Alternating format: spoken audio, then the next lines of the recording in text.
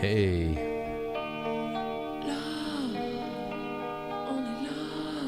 I hope everybody is feeling well. We've got a short one here tonight, but I think it's going to be good because I got a whole bunch of crazy to do with you. It's going to be little short bits all strung together, and I even want to play a relatively short video that our friend Grace at Really Graceful put out not too long ago about a strange occurrence been noticed in the Capitol. So that'll be in a little bit. We have about an hour or so to play with. So that's what we're going to do. We're going to play a short Tuesday because I got to go into the other room to hang out with the guys and put together some music. We were on a little bit of a hiatus because from the hiatus because they all went to NAMM in California back in April. I didn't go there. This is the first time they went since they shut down. We all went together in 2019, and then COVID, all the lockdowns put that down. So now they're back, and then our guitarist Tom had to go away on business for a little while.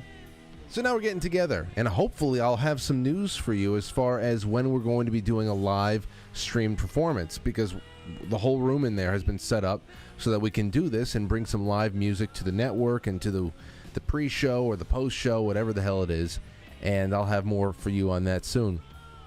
But tonight, I've got clips to watch, a little bit of response to the whole Durham thing. I really, I put open lines in a lot of tonight's marketing, and I just hope I'm able to do it because I thought it was going to be pretty simple, and then I get here and I realize how many things I've thrown into the mix, and it might just eat up all the time, so we'll see. We'll see. So let's get started, shall we? QuiteFrankly.tv. If you're watching there, thank you so much. Sit back, relax, enjoy the show, but you could be watching everywhere else, and plenty going on this week. I'll do all the announcements on upcoming guests again and stuff later on, and I have to get those up on the website. But tomorrow we have Lindsay Sharman on. That'll be great. We'll be talking 5th generation warfare in education, homeschooling, psychos in school, and normalization of psychopathy just in general. I'll have a bunch on that. So, yeah. Yes. Jimmy Carter. You know what I was thinking about this morning? I woke up, as I was going to bed last night, I was thinking, oh my gosh, Jimmy Carter's still alive. And I said this, I said, you watch, he's going to be on hospice for like 15 more years. Not that I'm rushing anybody into the grave or anything like that, but this guy he sticks around. And that was like 2 months ago. I feel like it was announced that he's in hospice care. So wonder what's going on with Jimmy Carter. Anyway, that's one thing. I have another thing over here as I transition away from the beautiful Scorpions, Still Loving You. I'm going to tell the guys, I said, listen, we got to do Def Leppard, but we also have to do Still Loving You. It's one of the best ballads ever created. One of the best rock ballads ever created. No doubt about it. We're going to jump on over to the White House, where Karine Jean-Pierre has taken to the podium to flex all that mental muscle she has. She has much of it. A lot of mental muscle. I don't know if it's just the hair or if it's actually brains. We don't know. But listen to this. This is incredible. Someone in the press corps there asks her, how is it not a crisis when the country literally owes more than it is worth? And you just have to imagine that there is going to be a valedictorian level response coming from this bozo. Listen. Thank you, Karine. The White House keeps saying that Republicans are manufacturing a crisis by refusing to do a clean bill to raise the debt limit. right now the nation's debt exceeds 100% of its GDP. This has happened twice in U.S. history, once during World War II and once now over the last couple of years. How is it not a crisis when the country literally owes more than it's worth? You should ask the Speaker this question. This is his job. This is his constitutional duty to move forward and get the debt limit done. That's a constitutional duty. See, these are syllables. That's all this is. These people go out there and they string together syllables. That's all. Some of those syllables include sounds that at the end of the utterance sounded like constitution or constitutional. There is nothing to this, as we all might be getting at this point. There's no constitutional duty for one speaker or another to move bills across and to fund a government that is 99.9% unconstitutional. And I don't get that question there too, though. How is it not a crisis when the country literally owes more than it is worth? Well, we do not produce $33 trillion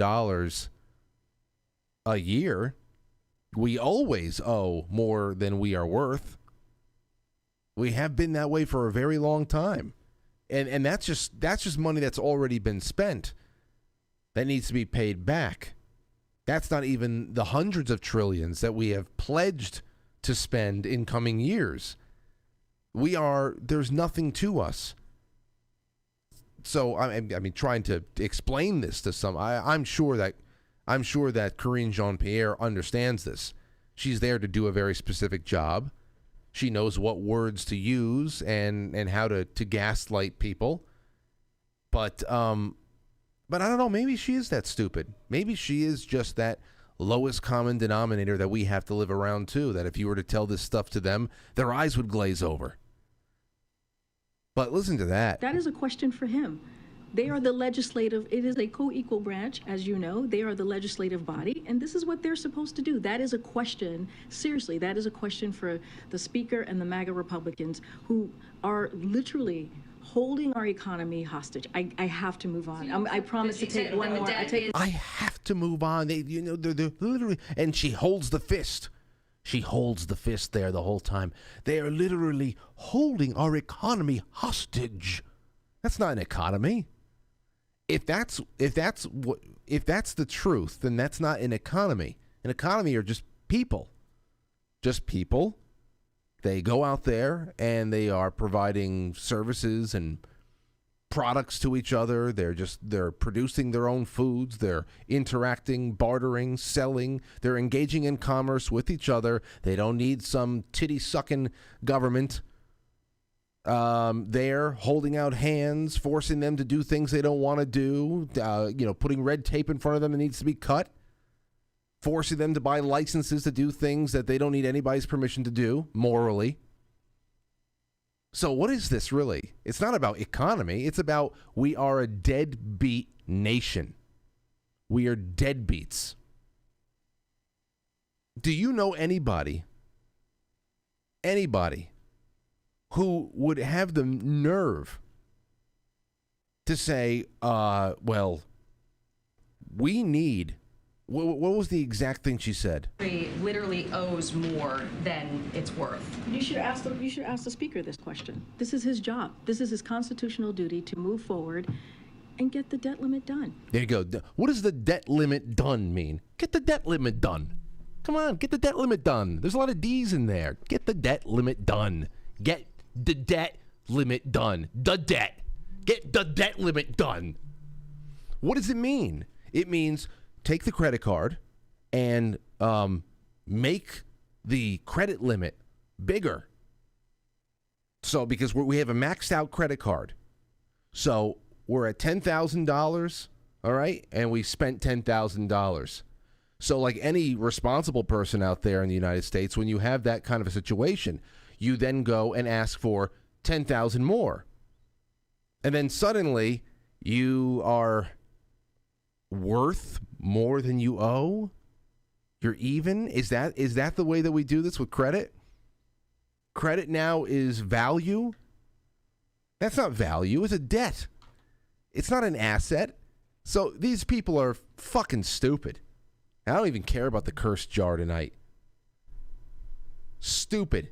And they rely on stupidity because it's the only way they have their job. Karine Jean-Pierre is probably the type that would strap a bumper onto a car with duct tape and paint over it. Benjamin Moore. Use some Benjamin Moore paint. Paint over the duct tape. It's fine. It's fine. We're good now. It's a brand new bumper. Now, Miller Lite, since we're going from one strong whammon to the next, Miller Lite went and I guess she's considered a comedian. Ilana Glazer. That's all you need to know. They wanted to go and try to one-up Bud Light or something like that and piss everybody off. Anyway, they're attempting suicide. They're attempting suicide, like Gillette and Bud Light. But Gillette bounced back because Gillette kind of just sank back into the background. But this is something else. Listen to Ilana Glazer explain what Miller Lite is going to do right now. Here's a little known fact. Women were among the very first to brew beer ever. From Mesopotamia to the Middle Ages to colonial America, women were the ones doing the brewing. That's it. Only the women in Mesopotamia were brewing the beer. That's it. They weren't just a part of it. It was just their operation. Centuries later, how did the industry pay homage to the founding mothers of beer? They put us in bikinis. Wow. By the way, this Ilana Glazer, she's the same one. And I'm glad that it was passed around there too, because I remember her when they were trying to get out the vote. She was the one that used her floppy tits to try to get people to go vote. Who are you voting for? Are you voting early? Are you voting absentee? Are you voting in person? Like, make a voting plan today. Ooh, make a voting plan, bitch. And that's when you know a girl really's got her power going on. She curses because she curses. She says, bitch. Got flopping her tits around. Sourpuss tits. Good job, sourpuss tits. Now I'm going to go vote. Anyway, let's get back to the beer that she's so upset. So upset that guys responded to feel-good commercials with scantily clad women in bikinis at one point. When I can't even remember the last time I saw something like that. I really can't. I can't. But I also don't understand... there's a number of reasons why I don't understand this take. I thought that showing a woman showing her balloon knot to men for money was empowering. I thought that was like the peak of being empowered. So I guess the real problem is that they don't like women who are unapologetically secure with being feminine. Maybe that's part of it. They don't like the natural, playful relationship between the two sexes that were exclusively made for one another. Maybe, even though it's not, it's a beer commercial. It was. But let's keep going. Look at this wild.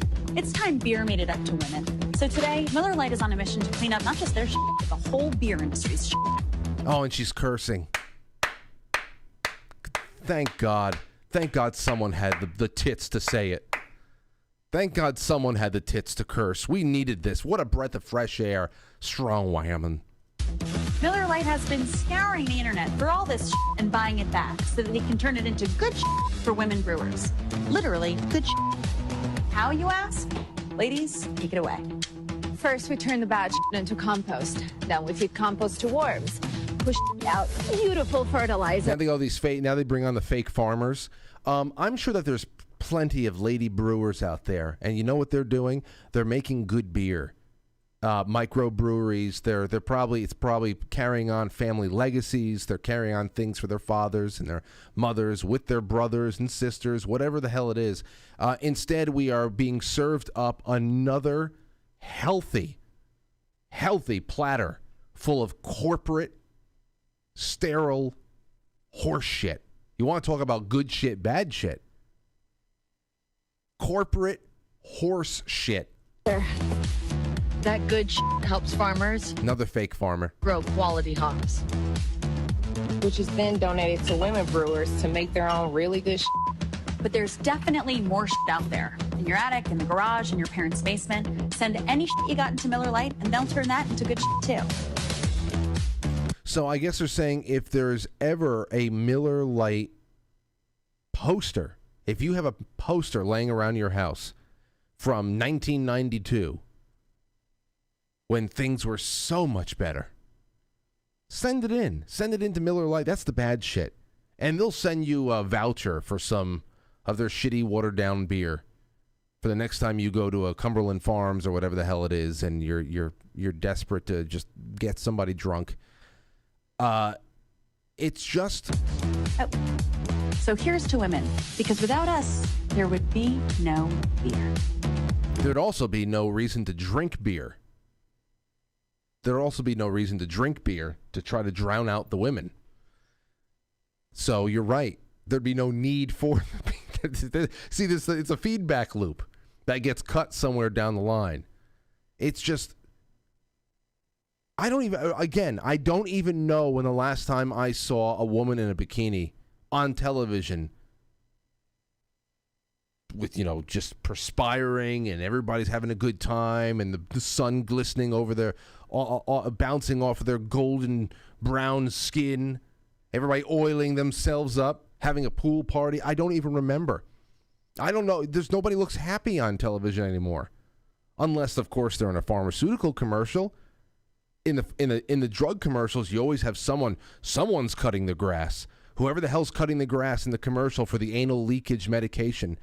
And they have this smile from ear to ear because their anus isn't leaking. Bring back the bikinis. So happy as I cut the grass because one thing or another is being numbed by this assembly line pill. Everybody's happy like that's happening. That or yogurt commercials. Yogurt commercials. Everybody's just so happy there. So why do you even need to send this? Why do you need to send this cursing, bitter, sullen girl boss out to do battle with us? Why do you need to do it? You sent her out to say we don't like the way we used to do things in the past, even though there was nothing wrong with it and nobody complained. And here is our declaration of war on the past and what we want to do in the future. If you had a marketing meeting and you came up with a new strategy to get the beer out there, I mean, the strategy might get rejected, but the strategy is to go out there and announce the strategy and pull and just call your attention to it's so cringe. It is so, again, histrionic. It is so attention hoary. It is so irrational. It could have only been conceived by a group of leftist women. And of course the beast of burden men. They're always surrounded by enabling beasts of burden who are like, good idea. Good idea. Can I sniff your crotch?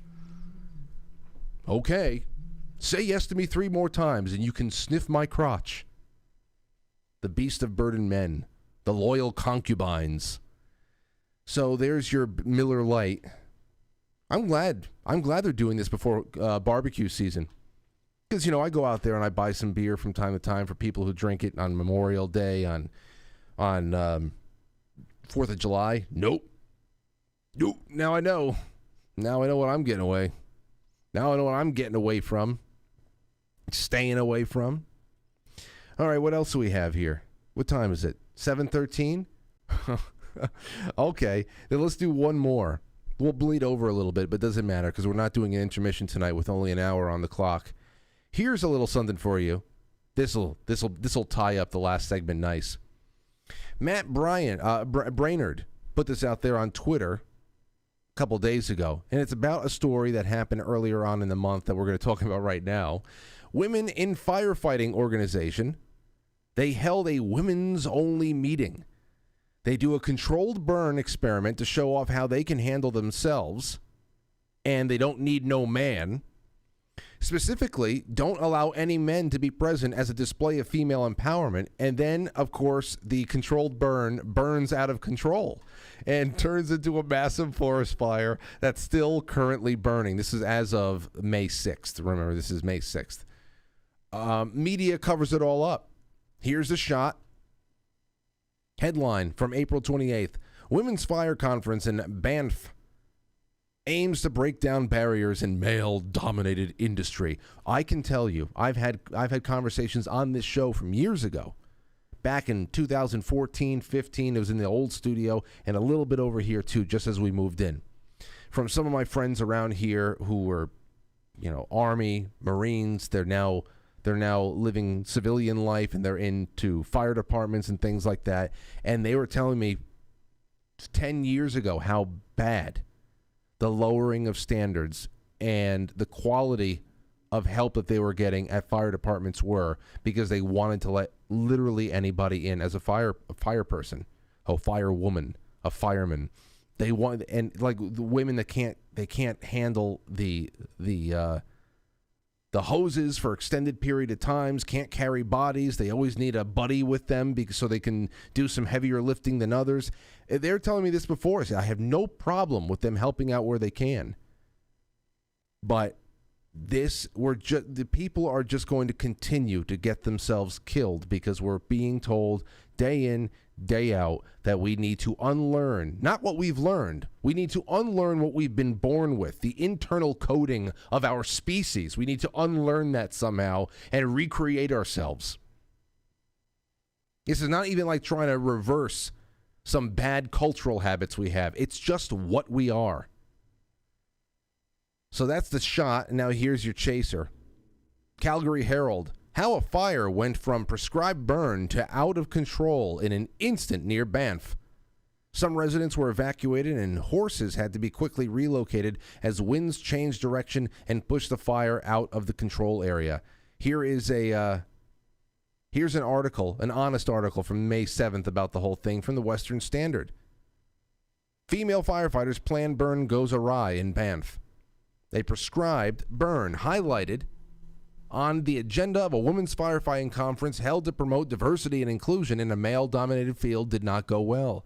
Accidentally setting Banff National Park ablaze wasn't part of the plan. The prescribed burn was carried out in Compound Meadows, adjacent to the Banff town site, by Parks Canada and participants in Canada's first ever Women in Fire training exchange. It raged out of control Wednesday, forcing the temporary evacuation of horses from the Banff Light Horse Association and hundreds of area residents and tourists in the Rocky Mountain Resort. Interchanges were closed. Traffic was backed up on the Trans-Canada Highway. A cemetery was threatened. Trees were scorched. Billows of smoke that could be seen in Canmore polluted and clouded the air. 3 tack sheds went up in flames. Heirloom saddles and chaps belonging to one family were destroyed. The cavalry was called in to help fight the blaze. 5 helicopters raining down buckets of water. Firefighters from both Banff and Canmore, Alberta Wildlife, and RCMP were needed to help Parks Canada and WTREX participants stop the fire from spreading further, control the traffic situation, and help with evacuation efforts. By Saturday, the fire had spread 3 hectares beyond the predetermined boundary, was classified as being held while crews worked to snuff out the hot spots. It was updated to under control Sunday morning. The prescribed fire was carried out by Parks Canada, said Alexandria Jones, Fire Communications Officer for Parks Canada. The WTREX Canada participants assisted Parks Canada with prescribed fire operations. We had 50 participants on site. They were female for the most part. We do have a few men and a few folks who are non-binary. Oh, that's our diversity is our strength, right? So we have a couple of men that were there and a couple of confused people.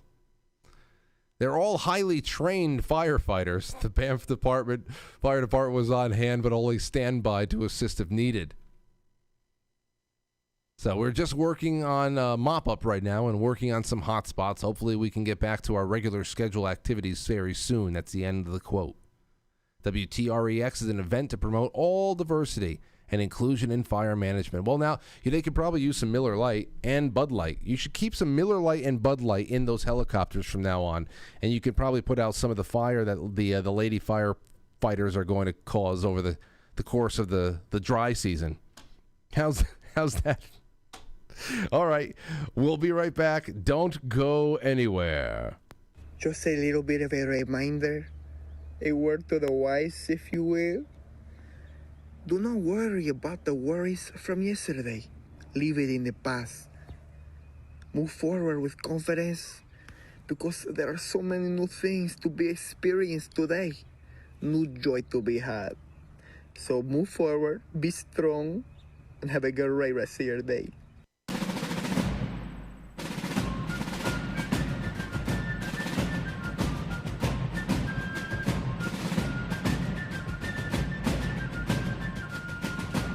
You let one ant stand up to us, then they all might stand up. Those puny little ants outnumber us 100 to 1. And if they ever figure that out, there goes our way of life. It's not about food. It's about keeping those ants in line. That's why we're going back. Does anybody else want to stay? Let's...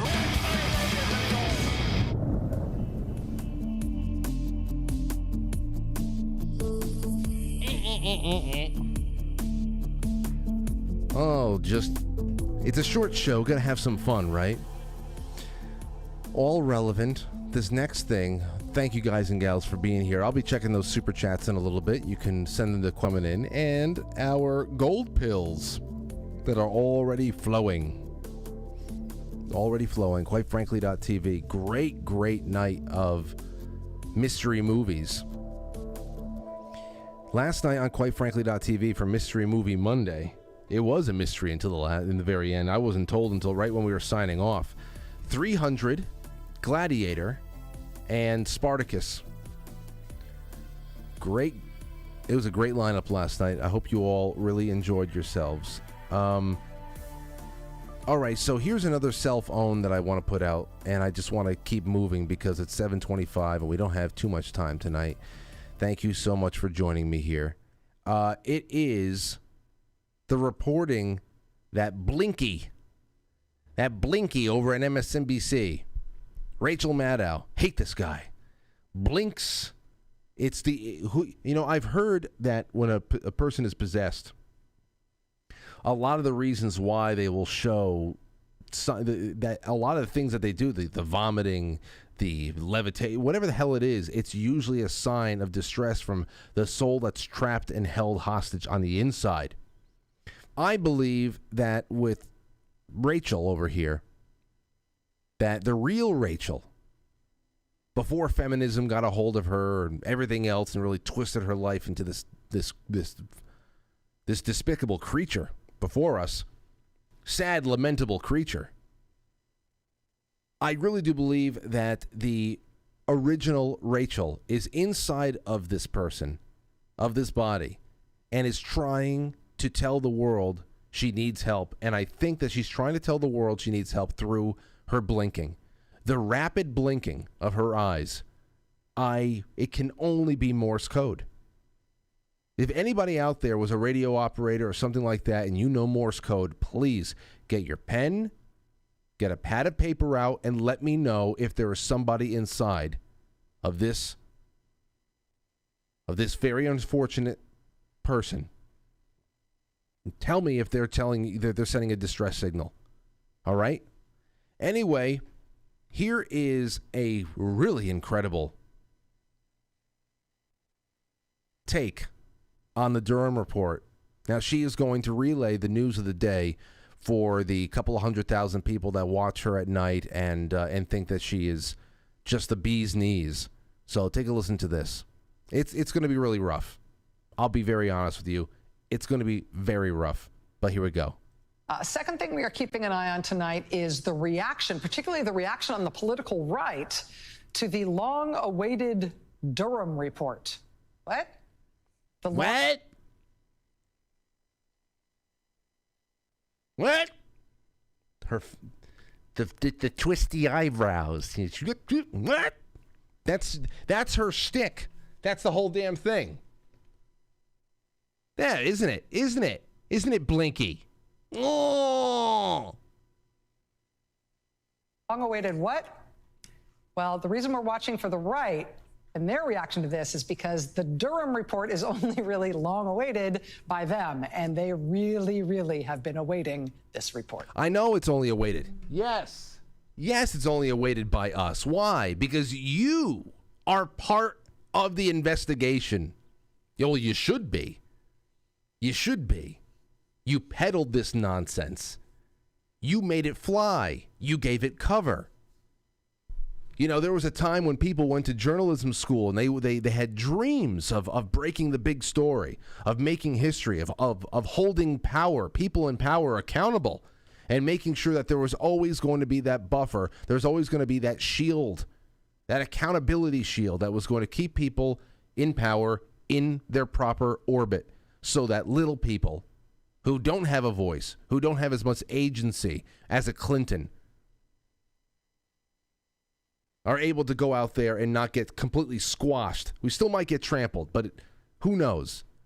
So yeah, they're the only ones that have been taken. Yeah, because you and this band of misfits that you are leading around, having them bite at your ankles like you are Walter Cronkite, is just pathetic.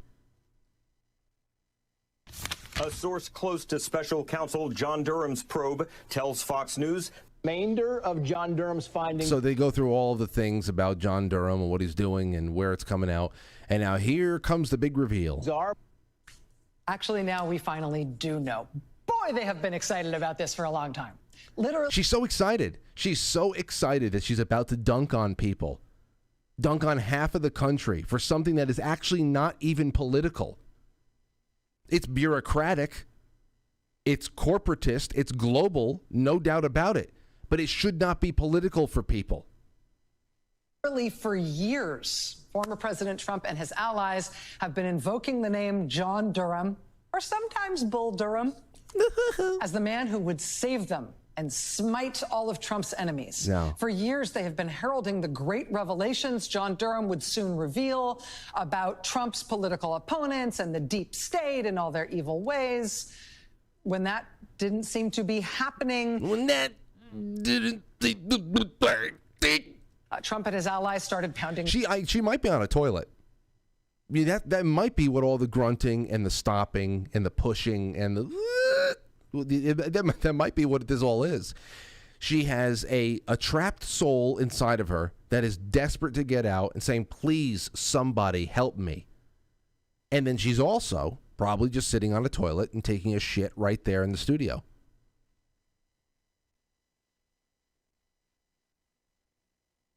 Their chests and yelling at the clouds about why Durham hadn't acted yet, why he hadn't yet smote all of Trump's enemies, why, there were Democrats who weren't yet at Guantanamo. Durham will do it all. John Durham was appointed by Trump. Well, I'm not listening to any more. There's 4 more minutes. You see what's going on? You see what this blinky freak is doing over there? Maddow gleefully pushed every bullshit piece of this scam into people's living rooms on a nightly basis. And then it was proliferated on the internet and all that stuff. Remember, she was even the one that was conducting the interview with Dracula, with Chuck Schumer, when he infamously commented about how the intelligence community has 6 ways a Sunday of getting back at you if you do something to piss them off. Not if you commit a crime, per se. If you do something to piss them off. And now she gets to push more. Because ultimately, what is this really all about? What is this really all about? The real story is that, and this is not even something you have to read between the lines.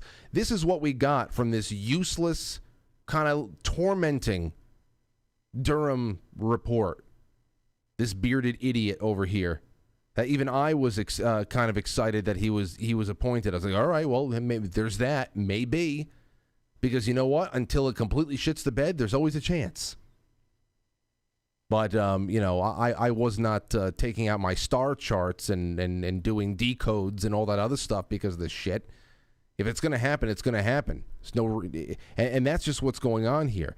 He told us the story. This is July 5th, 2016, all over again, if you remember what happened on that day.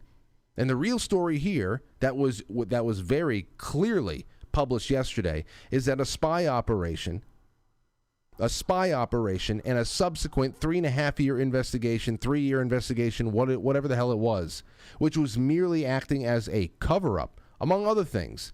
They wanted to be able to it was a perjury trap. It was a way to paralyze politically the president. It was so many things, but it was definitely a cover-up and a diversion from what had actually transpired. That there was nothing.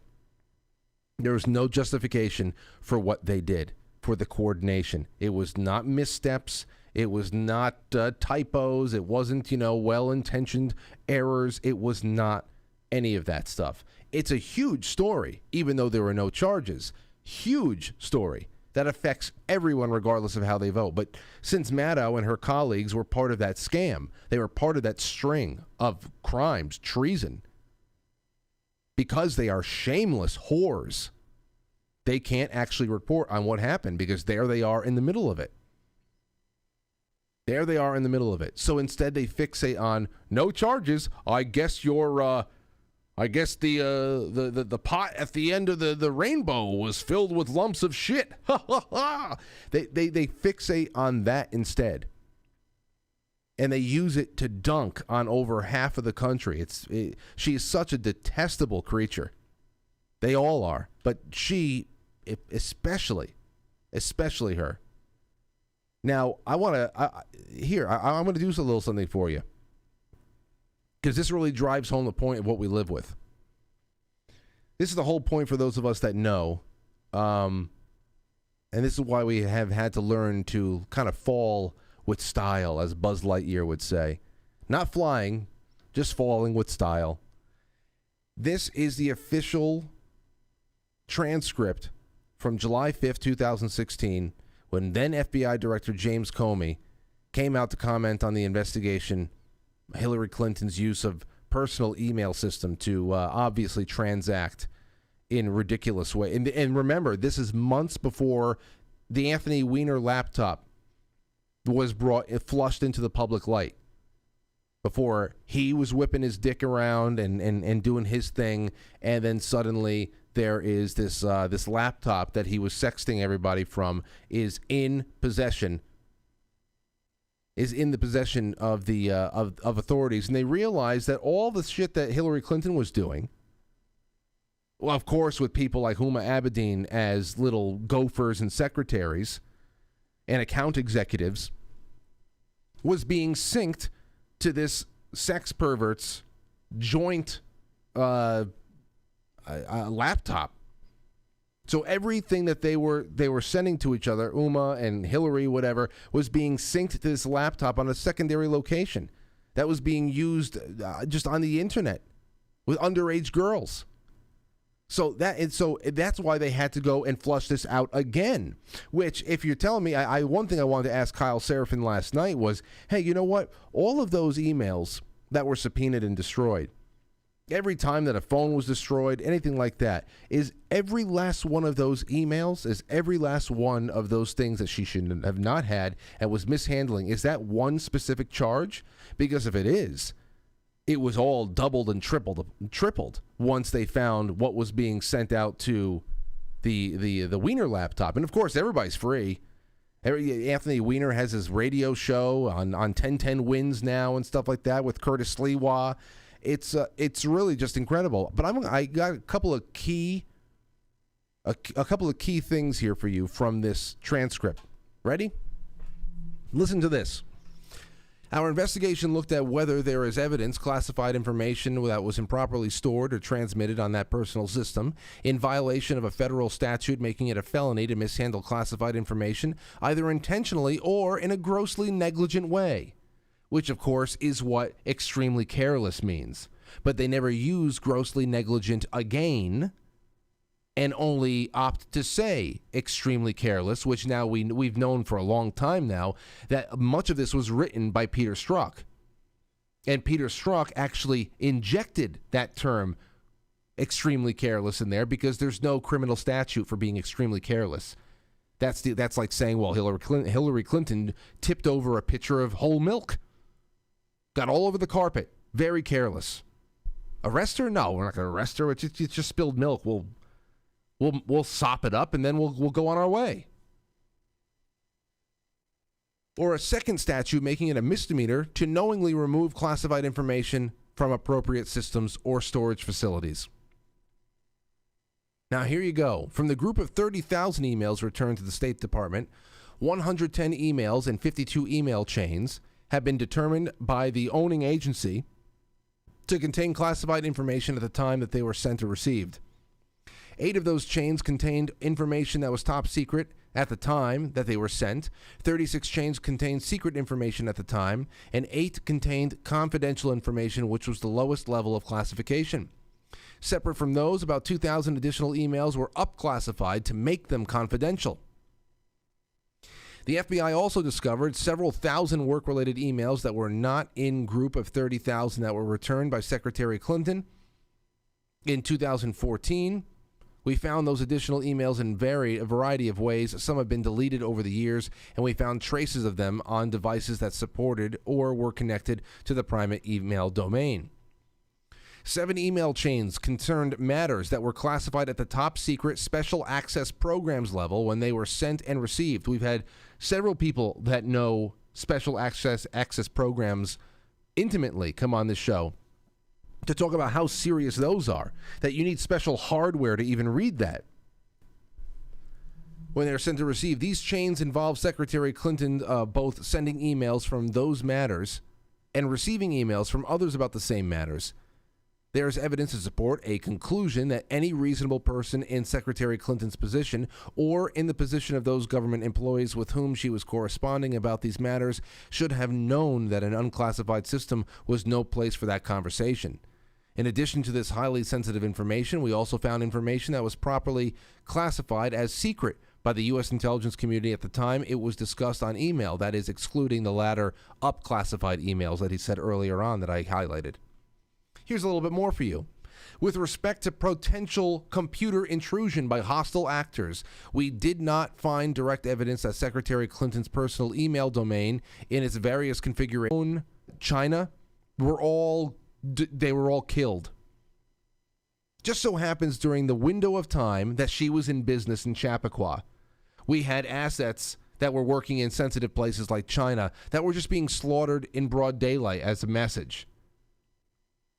I don't know if it's tied together, but you can make some assumptions. But given the nature of the system and the actors potentially involved, we assess that would be unlikely to see such evidence. We do assess that they're saying that if the actors that would be getting benefit from this open-ended private server, they would not see any trace of them. Of course, when the Russians, so-called Russians, were palling around in the DNC server, which they didn't do, they left traces all over the place. Urine samples, semen, fingerprints, it was all over the place. They forgot all the ins and outs of spycraft at that point.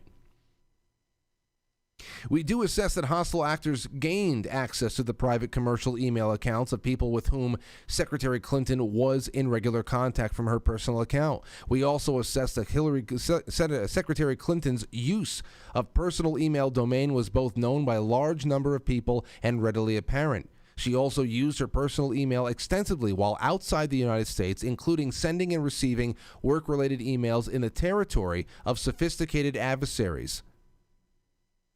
Given that combination of factors, we assess it is possible that hostile actors gained access to Secretary Clinton's personal email account.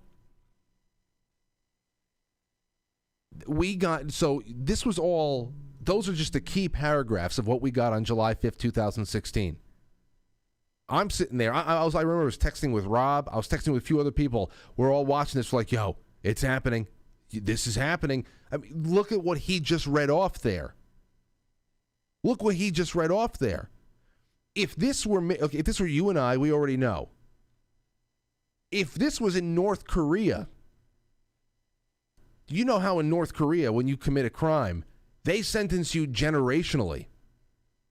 If Hillary Clinton was a North Korean and did all this stuff over there, her great-great-great-grandchildren would still be serving prison time or some kind of duty that needed to be, performed for the state.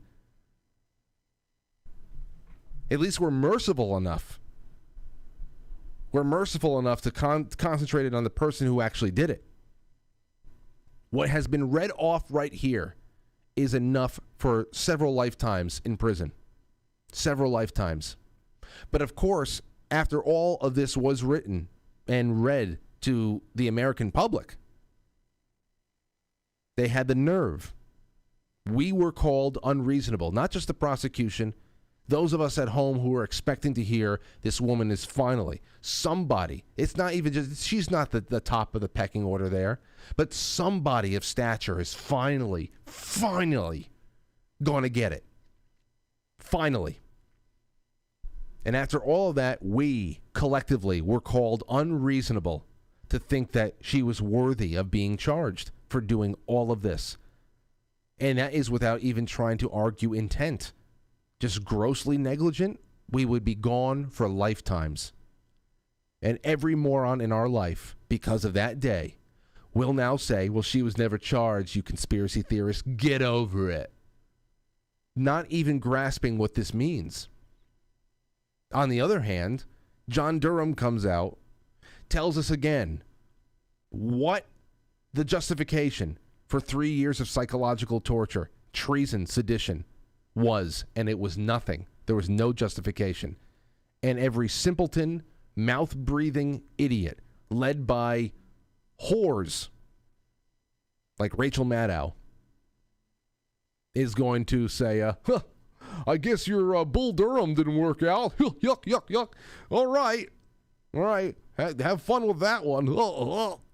That's the real hell. That's the real hell of living in this timeline, having to deal with the funhouse mirrors. That's the real thing. I can handle losing. You have to learn how to lose when you live under this kind of insanity, and it's going to get worse. And soon it won't be as polite as this. All things considered, this is still a very, very polite tyranny. But it's going to get a lot worse than this, and then hopefully all the chuckling and the yuck yuck will stop. Anyway, all right, 7:43.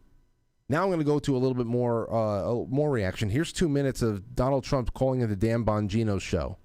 I appreciate it. We're hoping you're going to be the next president of the United States. Now that you've experienced the FBI interfering in multiple elections, this is indisputable at this point. Can we get a promise from you for a house cleaning? The minute we get in office, don't wait. We don't need the first 100 days, just the first 100 minutes. We need everybody gone who cannot pledge allegiance to the Constitution and pledges allegiance to the Democrat Party first. Well, after looking at the report and after seeing, and don't forget, I did a house fire. I fired a lot of people, but the deep state goes deep. Hey, firing Comey was not, that was, and I fired him very early. A lot of people said, why did you wait so long? He was fired very, very early. And it was a great firing. I'm telling you, they were looking to do real bad. This was a coup that they were looking at. It's too bad we had 2 wet blanket AGs during his term then, too. The best. I wonder what Attorney General Matt Whitaker would have been like if we just let that guy bench press his way to the end of Trump's first term. That would have been interesting. Instead, we had to bring on Fat Ralphie. To sick people. So, only a fool would not do that. You have to do it deep. Not only there, you have to do it in a lot of other locations. But, this continues. I don't know if you know, but we have a friend of Weissman, a very good friend of Weissman, and is Jack Smith. And his wife hates Trump, and he hates Trump, and they've campaigned against Trump. They spend money against Trump. Their friends hate Trump. And he's the special counsel. I call him the special persecutor, not prosecutor. Persecutor, because persecutor is worse. But Jack Smith, and he continues to go after Trump with the phony boxes hoax. And if you take a look at Biden, Biden's got boxes all over the place. Okay, well, it's the town hall all over again. So, that's just pretty much it. That's it there. Let's take a really quick break at 7:45. We come back. I want to play another little weird thing. It's 4 minutes long. Our friend Grace, really graceful, to put this up. There's U.S. Capitol flies an upside-down flag, and people are wondering what the hell this is all about and how it happened. We'll do that in just a second. Don't go anywhere.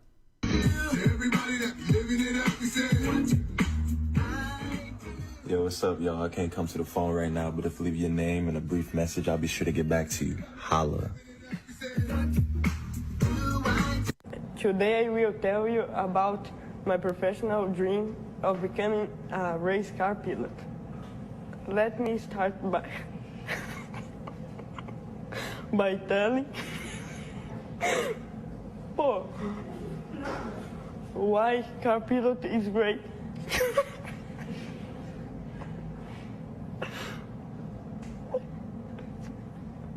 First, Oh man, that was a big... What are you doing? I just gotta use the bathroom. How come you only ever have to use the bathroom immediately after I finish pooping? Like, I never see you after I pee. It's always after I poop. What is this, Jeopardy? What are you asking all these questions for? Can I use the bathroom? I'm just curious. You're letting out the sweet, fragrant aroma, you squalid scoundrel.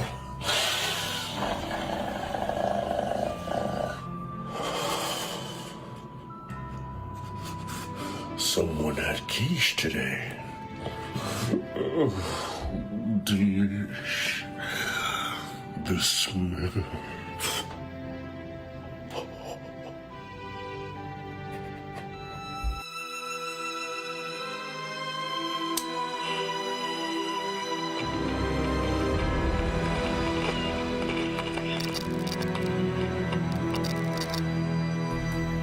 Oh no, what happened?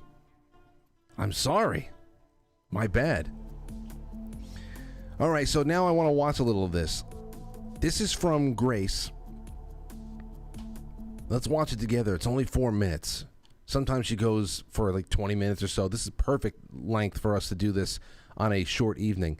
I don't know if you heard about this, but let's go for it. Hey, Internet friends. I've seen several news agencies report that the U.S. flag at the top of the Senate building at the U.S. Capitol was being flown upside down today, 3/4 of the way up the pole. According to the U.S. flag code, the American flag should never be flown upside down with the stars at the bottom except as a signal of dire distress in instances of extreme danger to life or property. Some folks are saying that this was an accident, that someone strung up the flag on accident upside down. And yeah, maybe the guy changing out the flag at your local Denny's would fall prey to accidents like that. No hate to the guy at Denny's, but everything is intentional in Washington, D.C. and for display on the world stage. Some of the people who reported the upside-down flag first, circulating this photo, were Jake Sherman of MSNBC and Punchbowl News, the Insider Paper, Raw News Alerts, political commentator and attorney Rogan O'Hanley, Citizen Free Press. These were just a few. I'm listing these out for origin and documentation purposes just so we have some data points for this video, because some people are saying that the photo is photoshopped. Some people are saying that it's fake. And yeah, if you check out a live stream of the Senate building right now, it appears the flag is flying upright. But one thing is for sure, this photo was leaked purposefully and circulated by major news accounts for a very specific reason. I have a feeling whoever raised this flag this morning knew exactly what they were doing and were signaling something, but now it's been fixed quietly and hastily. We're a country being attacked from within, attacked on all fronts. We have traitorous legislators and alphabet agencies who work for families, bloodlines, and corporate fronts, not for the benefit of our nation and its citizens. We have a currency backed by nothing and a system of debt slavery implemented by a parasitic organization who took over our country officially in 1913. But here's a breakdown of what I'm seeing in the last few weeks leading up to today. Millions of illegal migrants are bum rushing the border, not limited to folks from South America, but also I'm seeing Haiti and China too. Not women and children and families seeking asylum, but military-aged men, so one can safely assume that someone or some entity is flying these men out of Haiti, out of China, and parking them there at the Mexican-U.S. border in preparation for the expiration of Title 42. A country is nothing without its borders. It's why the Chinese built the Great Wall as defensive fortification. It's why invading barbarian groups eventually led to the fall of the Western Roman Empire. Also, in the last 48 hours, a viral video of a huge explosion in Western Ukraine has been shared all over social media with unverified claims that depleted uranium storage facility was hit and reports that radiation levels were rising in the aftermath of the strike, which fact checkers have come out in droves to dismiss as false because that would mean there's a nuclear war taking place in Ukraine as of 48 hours ago. Either way, I'm sure more U.S. taxpayer dollars are being funneled to Ukraine to make up for the explosion. And it's looking like, with the way things are going, everything could pop off into an all-out war with Russia at any time. Also going on right now, and we've been talking about this on my channel, countries around the world have started an irreversible process of breaking away from the U.S. dollar. A reported 41 additional nations have joined the BRICS coalition in addition to China and Russia, which intends to trade in another currency besides the petrodollar. BRICS represents the economically aligned nations of Brazil, Russia, India, China, and South Africa. And they're discussing the launch of a global currency that does not utilize the U.S. dollar. So if countries by and large stop using the U.S. dollar for this trade, that means the value of the U.S. dollar will go down. It means the United States can no longer use the dollar as political leverage on the global stage, and it means the dollar, which most of us have worked our entire lives to attain, will be worthless. Anyways, sorry to drop this great news on you. I caught this news in the middle of recording some other videos, so I'll get back to that now. But have a good one, Grace. Thank you so much. Yeah, I just heard about the flag, and whatever it is, there's more than enough reason to fly it. There are a few houses around here that fly the American flag upside down, and I do not see it as a sign of disrespect at all. I see it as someone who at least has a rudimentary understanding of just how dire the situation is, and yeah, especially when you see the political realignment of the world, and then you think back to the kind of tidbits of information that are released from the White House on days like today with Karine Jean-Pierre, the psycho stewardess, talking about, oh no, there's no crisis. There's no crisis that we're completely over leveraged and we have so much more debt than what we produce on a yearly basis. No crisis whatsoever, because we're going to try to extend our credit limit on the American Express card. Meanwhile, other countries, 41 countries around the world, are getting together and trying to shore up a system that is going to be a little bit more solid, a little bit more grounded in things that are worthy of backing a currency like gold. And we are just being prepared for something. Now, Europe is in just a bad shape. So again, to find a way to preserve everybody but North America and Europe is just so odd. It's just so odd. You would think that alone would make people wonder what the hell is going on. That North America, Europe, Australia, New Zealand are just, everybody's going about their business fighting with each other over genitals and this and that. And meanwhile, there are very strange figures all around us placing C4 at the base of every major institution that has kept us going and kept us nice and fat and happy for a long time. From food to you name it. So there's that. What's coming out of Ukraine about that potential ammunition depot, including depleted uranium. Yeah, I read about that a little while ago. In fact, I read a short email about that onto the show, when it was first starting to get around, a little bit after the coronation weekend, so last weekend, whenever the hell it was. I think that was it. So that could be something else. Although if that really happened, then you would imagine that would be something that would be widely publicized, right? Do you want to make a reason to go in? Oh, here, especially since it was the Senate building. There, I would fly the flag upside down just for this alone. Here is John Fetterman. And again, I never knew this guy until last year when we're like, wait, who's going to be running? And he just, he just suffered a stroke, and he's going to be running up against this Oz guy. And all right, we'll see how this goes. It's all Pennsylvania's business, but it's really all of our business at this point. John Fetterman, he's back in the saddle, if you call it that. And he, at least, one thing I can say is at least he's not wearing the hoodie. But listen to this. It's very, very uncomfortable. Is it staggering? Is it a staggering responsibility that the head of a bank could literally crash our economy? It's astonishing.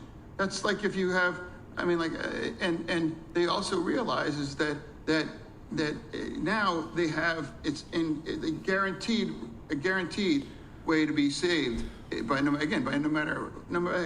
how, you know. So it's isn't it appropriate that this kind of control should be more stricter to prevent this kind of thing from going? Or should we just go on and start bailing and sailing whoever bank, regardless of how their conduct is?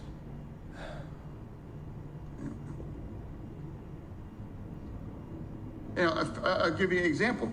The Republicans want to give a work requirement for SNAP.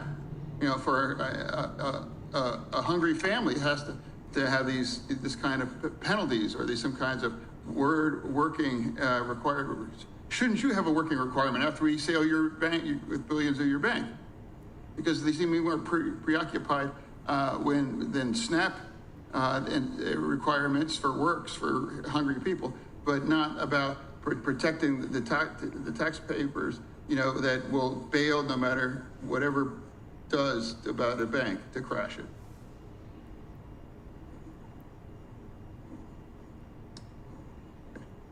Sure.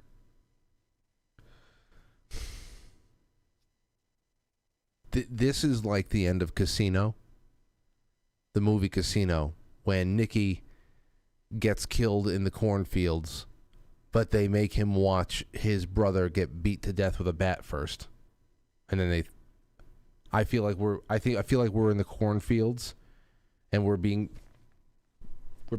held there while it's all, the life is being beaten out of everything we grew up with and always assumed, I guess naively, that would always be there for us.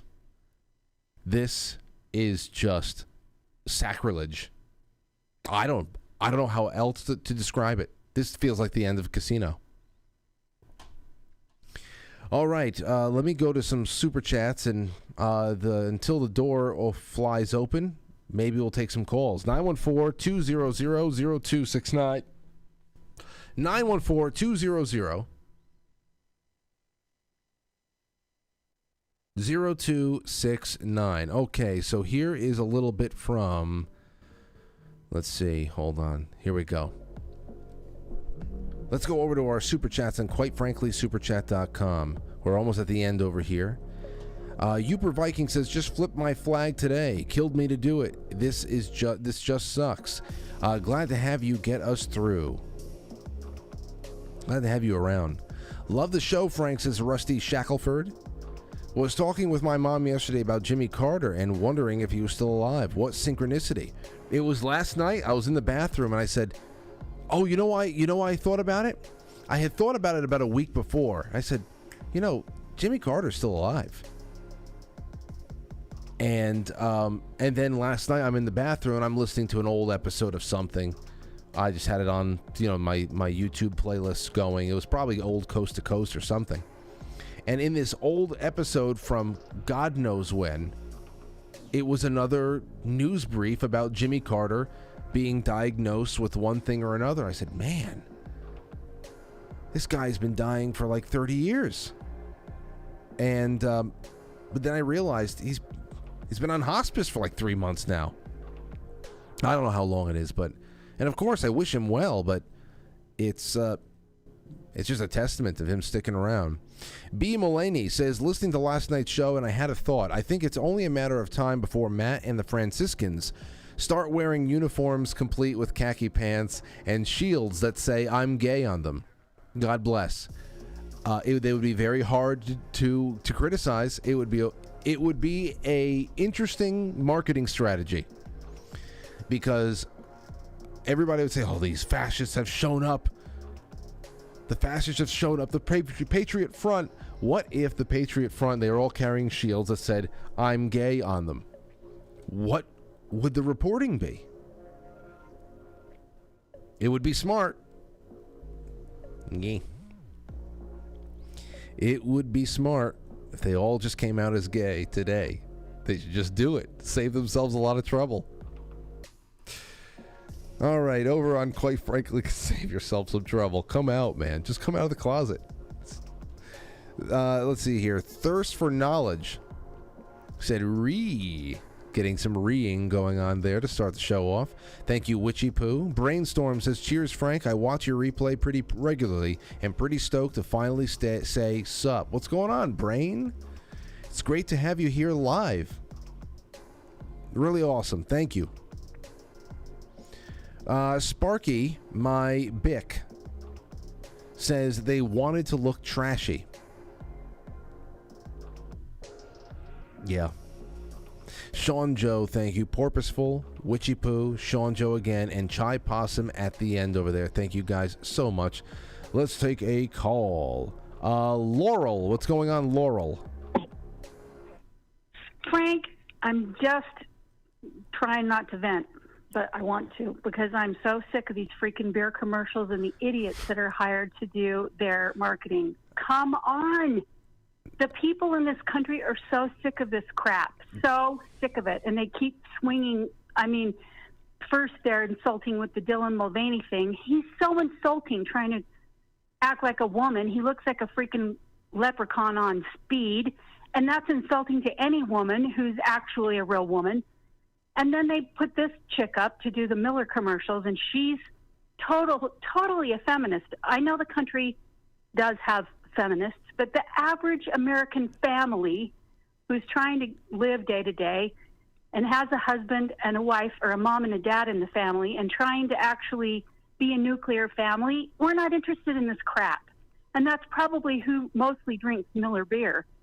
And I just saw today that they put a trans guy on the cover of Sports Illustrated swimsuit edition. Who is buying Sports Illustrated swimsuit editions? Now I don't know. That used to be a very coveted thing. We all said Sports Illustrated swimsuit. So you're saying they put up a guy with fake boobs this year? They put a trans guy on the cover of Sports Illustrated. Oh. It just gets worse. I didn't know. Gets worse and worse. Yeah, and then I also watched a quick video clip of these sorority gals who've put together a lawsuit from Wyoming. They have a sorority house, and they've been forced to include this great big gorilla trans guy in their sorority house. And he's there watching them get undressed and watching them do yoga, getting, aroused by watching, and they have to have him in there because he's been given all of these privileges and, given access to their sorority house.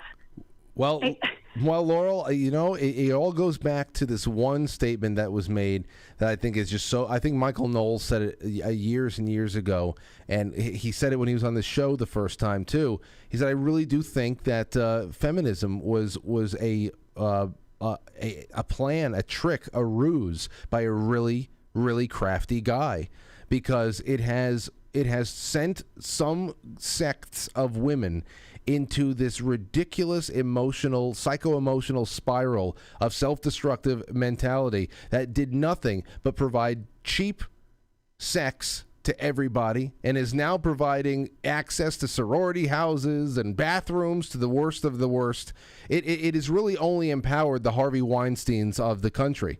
That's just really what it is, and it's chased away any kind of decent stereotype of a man that we used to see so readily available in things as common and mundane as razor commercials and this and that. Thank you for the call, Laurel. I appreciate it. I didn't know about the Sports Illustrated thing, but listen, it's the zombie. It's the zombie fungus. Like, you remember we were looking at those insects that had the cordyceps or something, was, I don't know what the hell they were called. It was where half of the insect was missing. It was like half of the head, a little bit of a wing, and 2 legs, and still it's crawling. It's crawling. It's been completely taken over by something. That is everything. That's it.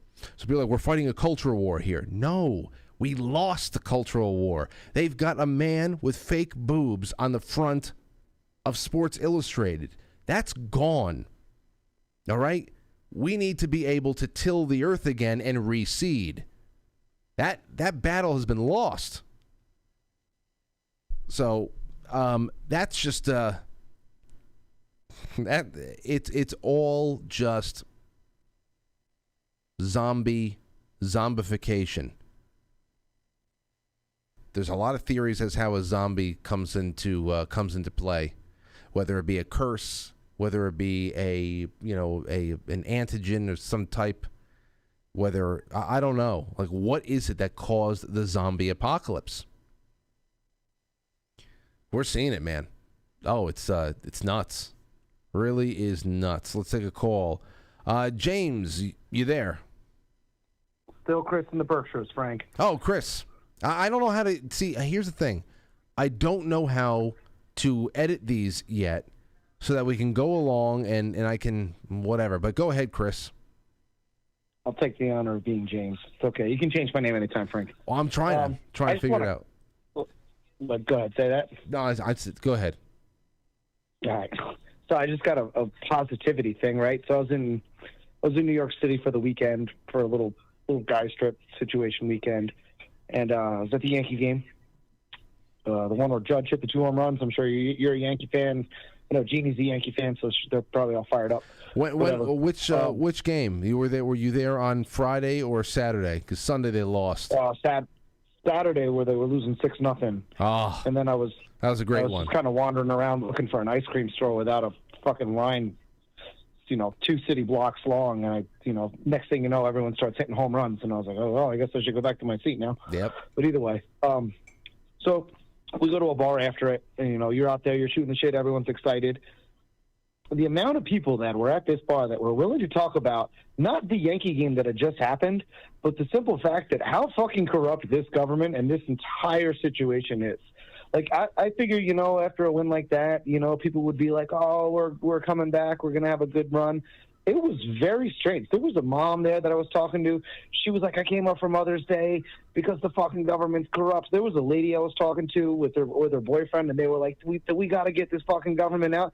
Nobody was talking about the game. It was incredible. It was almost like mind-boggling. And I'm sitting there, and all my friends have looked at me like I've got 5 heads for the past 3 years because I speak what I think and what I see, and here we are in the middle of New York City, in the Bronx Zoo, where it's supposed to be liberal central, and everybody's just, this is fucked up, this, and it was basically like, quite frankly, a viewing party is what it kind of felt like, in so many ways. And I threw your name out there a couple times. I'm like, oh, this is the podcast you got to listen to, shameless plug, but still, whatever. Well, I appreciate that. It was a beam of hope, is what I would like to say. I mean, do they have what it takes to step up and stand up and speak out? Who knows? But it was nice to see that other people are seeing the shit show that what it is for as well, So hey, Chris, there is something there. It's true. Like I hope that people are able to separate my assessment of things when I say where I believe it is hopeless. And when I say when I say something is hopeless, I'm usually talking about the future of a specific institution and how we're going to be able to recapture something and fill it with people who are dutiful and will be able to create a better future. Like, no, right. That is, just to finish, and I don't want to cut you off, but I want to get off so that if you have a chance, you can take any more callers. To speak to the youth was interesting because everybody's like, oh, the youth are fucked up. The youth are fucked up. If you don't have green fucking hair and you're not dragging around someone by a collar, it seems that they're pretty much on par with the rest of the nation right now. It's we're fucked and this is not good, and we're gonna have to start figuring out ways to get ourselves out of this. And other than that, I just want to say thanks for the great show as always. Hey, so, dude, I think this is a wonderful call, and there's a lot. There's some stuff that you just left us with here that would be able to I'd be able to take calls on for the rest of the night if I had a whole second hour. Thank you so much. Let me start with the youth thing. Wait. When the hell they coming here? Just got to New Rochelle. We're heading up now. That was at 7:52.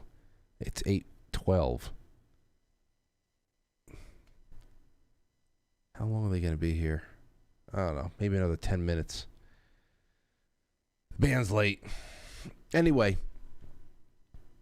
I would have to imagine every generation I'm considered a millennial, ladies and gentlemen. So if I make a joke about boomers, boomer tendencies, and or Gen Z, Generation X, they have their issues too.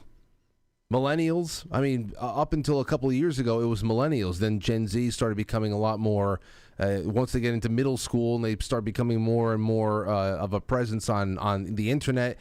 And then all of a sudden, all eyes are on them, and now here we are. And we got Gen Z getting ready to vote and being co-opted by the DNC and all that. And that's what you see, and you think that it's real. You think that David Hogg is the voice of a generation, an unfortunate voice of a generation.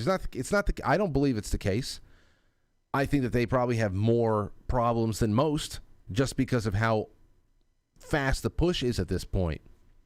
But when you think about what we went through, what we were seeing, that we probably didn't even detect in many ways, as we're going through middle school, high school, and college.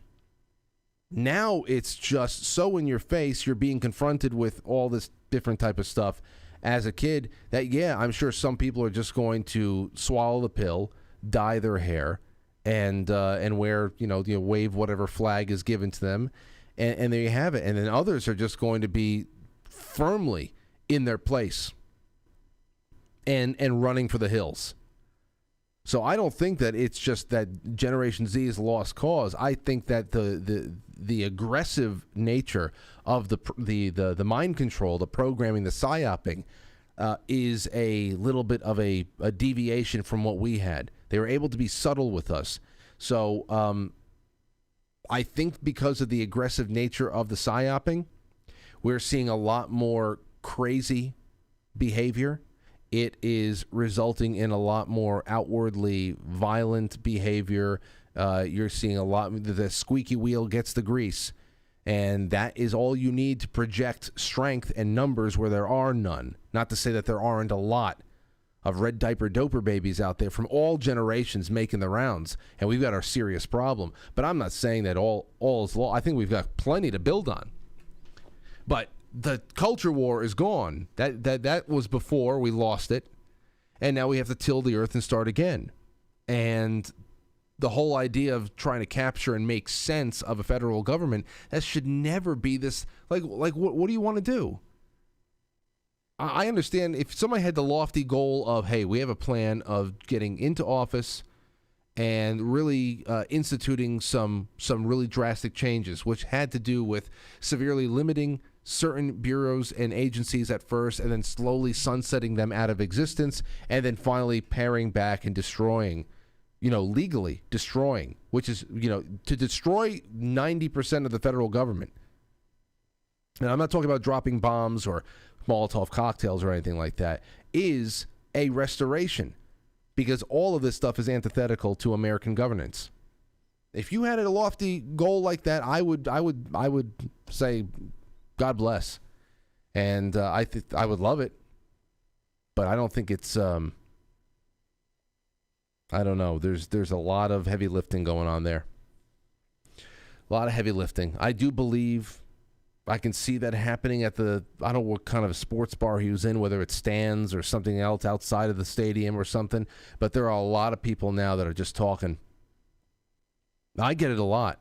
There's certain people in my family I don't talk to at all about this shit because they're so far gone, and they think they're smart, and they're just so pathetic. I hate to say it. In reality, they're very pathetic. But I know that there's a lot of people who are just like, all right, yeah. And they wait for certain cues. They wait for certain cues in conversation before they know they can talk to you about what they're really feeling. So I'm the kind of guy now that just throws those cues out there and see what comes back. And then as soon as I see any kind of life behind their eyes, if I see some kind of fire of enthusiasm ignite, then I just go full bore. I go full bore. And I say, put on that armor of God because it's going to get bad. All right, let's see. Take one more. Steven, what's going on? Hey, Frank. How you doing, man? I'm doing all right. Where are you at? I am in Gretchen Hitler territory. Oh, wow. That's big. Were you part of the kidnapping plot? No. Okay. I wouldn't kidnap her. Why would you? Work. Too much work. Not enough reward. All right, go ahead. Well, I love your show, Frank, man. I got like a billion things I want to ask you, but going to the comment of the guy that was saying, at the Yankee game and going to the bar and talking to people and what have you, I basically was the only red person on my whole subdivision. I had Let's Go Brandon sign in my window and all sorts of other Patriot signs all over my lawn, and neighbors giving me dirty looks, and somebody wrote me an anonymous letter saying I was angry. And over the last week or so, people are actually saying hello. So I noticed a little bit of a change. I think they're waking up. So do you feel that there has been a change in some people who were a little taken aback by you at first, or do you feel like it's one of those things where you have kind of made yourself known a little bit in whatever way that you deem responsible, and those who vibe with you are starting to present themselves, and those who don't are just kind of fading away into the background? So I guess my question is, have you changed any hearts, or have you just started attracting people who are like-minded? I think I'm starting to change some hearts. That's great. Because like I say, I'm in a very Democratic area in Northwest Detroit, and it's just like I grew up here. I moved out west for 14 years, and I moved back, and it's even worse than it was when I left, and I'm ready to leave again. But I don't know. The world's so crazy right now. Where are we going to go? I know. Where are we going to go? I'll tell you one thing, and thank you for the call, Stephen. I didn't think I was going to talk to one of the Gretchen Whitmer kidnappers tonight. But for the people who still think that they are like, well, I voted, there's going to be so far few people in between that are going to want to put their name to one thing or another. Yes, I voted for that. I voted for this. I like what's going on. You have to at least say I don't like. And it's going to be dumber and dumber to say, well, we aren't where we're supposed to be because Republicans are holding us back. But holding us back from what? Then you have to say, again, do you understand where money comes from? Now, Republican Party is on the surface almost as socialistic as the Democrat Party. They're a stage 2 cancer. Democrat is stage 6. What?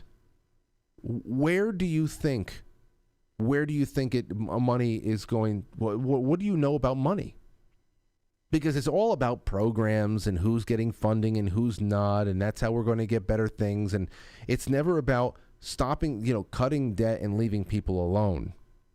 Never about that. So I wonder one day, where is all, you can't possibly be comfortable with constantly saying, well, the GOP, oh, my eyes, I can't. It just, they sink into the back of my skull, and into another dimension I go. That's why I don't bring it up anymore. But you guys have been wonderful company on this short show. I think the guys are just about here, so I'm going to take off and go start, warming up on the drums a little bit. I'll be back tomorrow night. We've got a great guest in the form of Lindsay Sharman from the Rogue Ways podcast, and we are going to talk about a lot of stuff. Actually, we'll be able to talk about some education, fifth generation warfare and education, and maybe what she thinks, in part, is going on with the last two generations. How bad it really is, and where the hope may be able to germinate and spring up into a new culture, because that's what we have to talk about. We have to talk about tilling the earth again and starting all over. So thank you, guys and gals. Let me just make sure I have gotten all of my super chats in order here. Uber Viking, we got that. Thank you so much. Over on Rumble, everybody's just tidy and doing a good time. And, yep, that's it. Ladies and gentlemen, I leave you into loving arms of the rest of Tuesday night. And I'll see you tomorrow for Wednesday. It should be a good one. Good night. I'll catch you on the flip side.